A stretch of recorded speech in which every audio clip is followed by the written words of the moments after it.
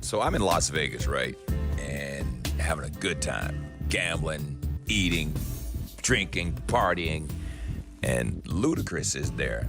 Ludacris was my intern way back in the day. Now, he never took my advice because when it came to stuff like being practical, that's not what a rapper is.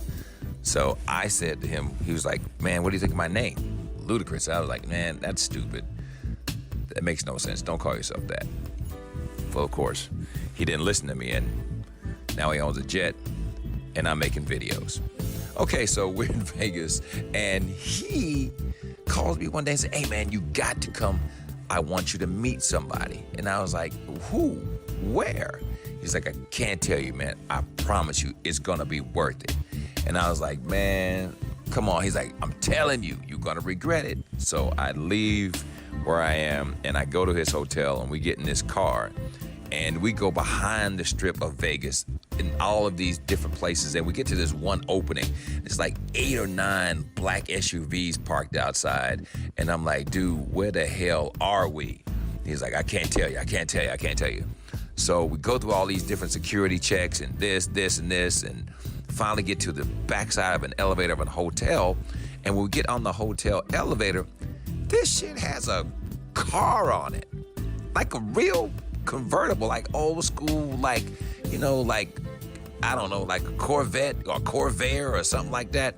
And I'm like, okay, man, where the hell are we? He says, I'm telling you, it's gonna be worth it. So we get on the elevator, it goes up, and it opens up into like a floor that has like a little waiting room that's like the size of like, can only have like 2 people in it. And then out of nowhere, Prince just pops in like out of thin air with like a white blouse with peacock feathers and heels on.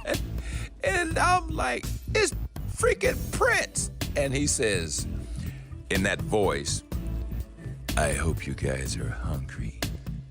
And I'm like, okay, man, this is hilarious. And for like 2 seconds, I wanted to go back to that Dave Chappelle skit and go, do you have any pancakes? But I didn't, because I didn't want to get kicked out.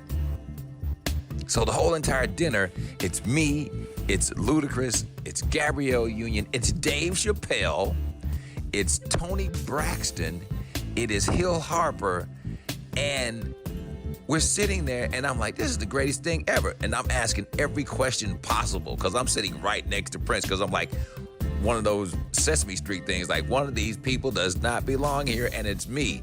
But I don't know. I'm thinking it's just a dinner, and he is trying to recruit us to become Jehovah's Witnesses. Really?